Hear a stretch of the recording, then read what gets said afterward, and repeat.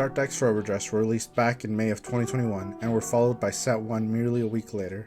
Since then, we have received quite a few more sets, and with the Overdress anime having aired its final episode and the DivineZ era looming over the horizon, we thought it would be appropriate to look back at all the units we have received. Doing every nation in one video would make for quite a lengthy video, so we're going to break it up into the 6 main nations and then do all the extras in one last video. Today we're going to talk about the meta-defining and vastly popular set, Record of Ragnarok. This deck defined the meta by clearly showing us where the bottom was. As far as popularity goes, I only ever played against one of these decks, and that's because Cat loves to play weird decks. If you're unaware of the source material for this collab, Record of Ragnarok is a manga as well as an anime that essentially boils down to a death battle tournament between gods and humans. That is as unfair as you think it is. The humans were granted weapons to assist them in the form of Valkyries, and one of the Valkyries even has her own deck. There are 3 god decks, 3 human decks, and then 2 air quotes Valkyrie decks. You'll see why I say air quotes. But let's start with the gods, as they're a bit easier to understand than the humans are. Starting off with Poseidon, who can rest one of your rear guards to search your deck for a Poseidon order card and add it to your hand. This effect is on all 3 of the gods, so they all rely on an order. Obviously, the other gods will search for their order, right? Poseidon's second effect lets you counterblast 1 to retire 1 or more of your rear guards and then gain plus 5k for each one, and if you retire 2 or more, he gains a drive. Then let's look at Poseidon's ordered cards. He has 2 available ones. The first is a grade 2 that checks top 7 for a unit with Poseidon in its card name with a grade less than or equal to Vanguard and calls it to rear guard, and then it gives your Vanguard plus 10k.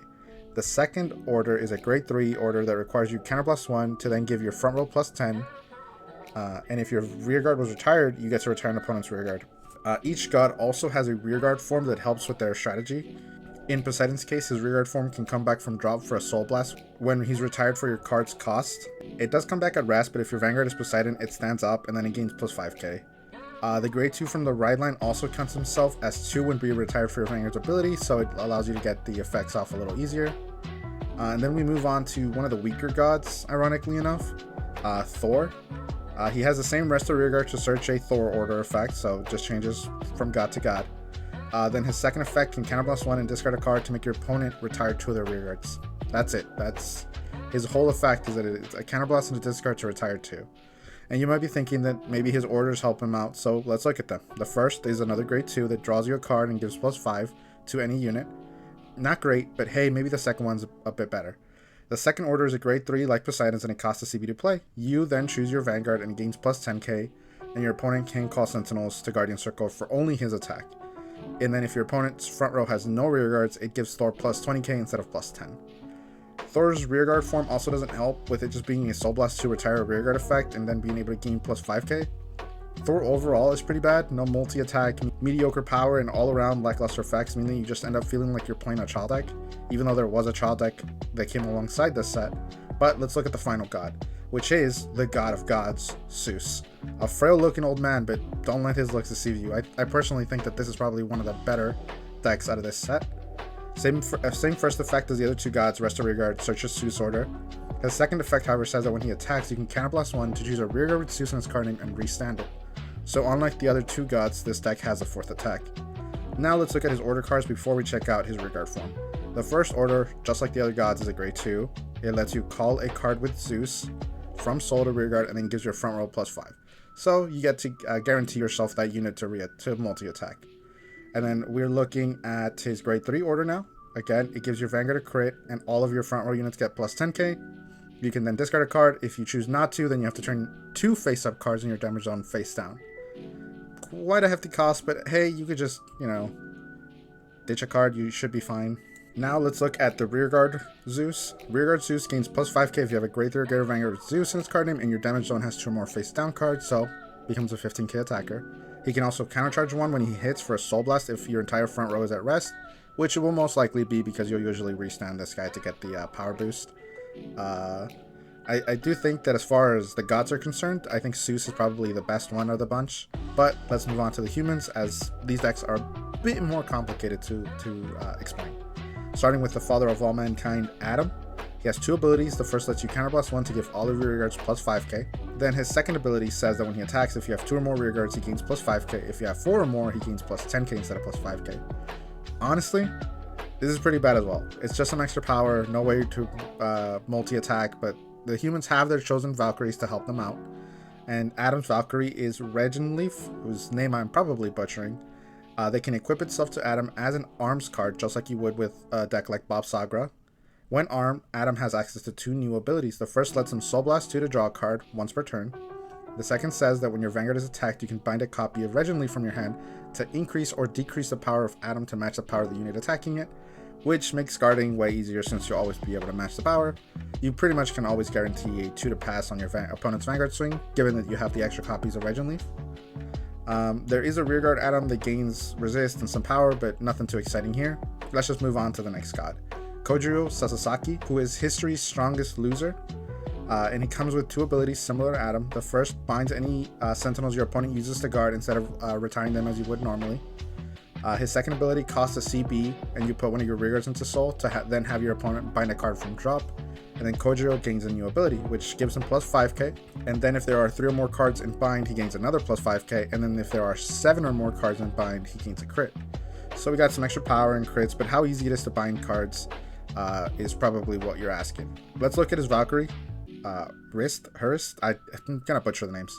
Just like her sister, she can equip herself as an arms card and gives Kojiro 2 new abilities. The first lets you Soul Blast 2 to give your entire front row plus 5k, so you got some extra power. That's pretty good. Then his second ability states when your Vanguard attack does not hit, you can Counterblast 1, Soul Blast 1, and bind a copy of Hurst from hand to restand Kojiro, and he loses a drive. No way to bind units here, but he does have some choices for that. One of his rearguard forms can Soul Blast 3 when it attacks to draw a card and make your opponent bind a card, and then the other choice is the normal version of Hurst, who cannot arm herself, that makes your opponent bind a card from drop when it boosts a rearguard with Kojiro Sasaki. Both of these units, however, require you be at grade 3 to use their effects, so you can't get a head start on the binding, but at least you can get the 3 on your first grade 3 turn. And then the final human is Lu Bu, the most powerful Chinese hero. Lu Bu, just like the other 2 humans, has 2 abilities. The first says that if your Vanguard has an arms card and your opponent's Vanguard is at grade 3, you can Soul Blast 2 and ditch a card so that Lu Bu can attack all of your opponent's units. So you get more attacks per attack. His second ability lets you Counterblast 2 and give Lu Bu plus 5k and a crit until end of turn, so you got some extra power to hit the numbers just good. So essentially you're going to force a PG out of your opponent because they don't want to get, hit for 4 damage if you just happen to hit 2 crits. So he pretty much has to waste the PG on Fen and probably allow his rearguards to just die. And now let's look at his Valkyrie, Rangris. Again, gonna butcher the name. Just I want you guys to know that it's being butchered and I can't do anything about it. Who, similarly to the other Valkyries, provides Lu Bu with 2 new abilities. The first grants Lu Bu plus 5k during your turn, so just constant, doesn't require any cost or anything like that. And then the second lets you bind a copy of Rangris to give your Vanguard another ability. This ability reduces the Shield of Guardians by 5k. This ability only stays until the end of turn, so it's not like you get to just have that forever. You have to keep doing it. But now let's look at his key support unit, Lu Bu's trusted steed, Red Hair. It says that at the end of the battle, it boosted a Vanguard with Lu Bu. If your Vanguard has an arms card and your damage zone has no face-up cards, you can put him into soul and then discard your entire hand to restand your Vanguard and it loses a drive. This is a real Hail Mary, but hey, if being able to restand seems worth it, then you gotta do what you gotta do. I really wish the restand wasn't so taxing, but I mean, at least you have multi-attack, right? I mean, he gains a crit. But now let's move on to the final 2, which are both the Valkyrie that is trying to save humanity, Brunhilde. She received a trial deck form and a main set form. Her trial deck form lets you Counterblast 2 and Soul Blast a card with Brunhilde when placed to look a top 7 and call a man or Valkyrie to rearguard. Her second ability lets you Soul Blast 1 to give 2 of your man or Valkyrie units plus 5k if your opponent's Vanguard is grade 3 or greater. A pretty simple effect for a trial deck, but I mean, what can you expect? There can't be anything too crazy here. So let's just look at her main set form. This Brunhilde lets you discard a grade 3 or greater card with Brunhilde so that she gains an ability, which is all of your man and Valkyrie units gain plus 5k until end of turn. Her second ability says that when she attacks, you can Counterblast 1, call a man or Valkyrie from drop to rearguard and it gains plus 5k. So she got a 4th attack. But unfortunately, almost all of the human or Valkyrie units are locked to their own decks with very limited choices as far as generic ones. That doesn't mean that there aren't any, as Brunhilde does have a direct support unit in the Apprentice Valkyrie Goal, who can counterblast one to call a Valkyrie with a different card name from drop to board. It also gains plus 5k when it boosts a unit with Brunhilde, so 13k attacker that helps you maybe make a bigger column off of Brunhilde instead of just having to, you know, call some grade 2 that becomes like a 15k, something like that. You can make a whole column. But with that, we wrap up the Record of Ragnarok collab set. I wonder if you guys think if this set will ever get more support, or if they're just going to become relics of the past and we're just going to move on and forget about them.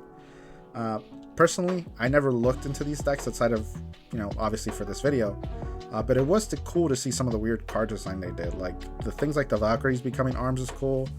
The gods did feel pretty boring, but if any of these decks were to receive support in the way of maybe like a promo or something, although I don't know how these collab sets work logistically, I don't know if they can just release support for them, but I think it'd be pretty cool. I mean, I think some of the card design is pretty cool. I think a deck like Lubu could do something if maybe that restand wasn't so restrictive. Kojiro is pretty cool. Brunhilde as well, Zeus as well. They're all pretty cool. But with that, this has been Leo. I'll see you guys on Cray.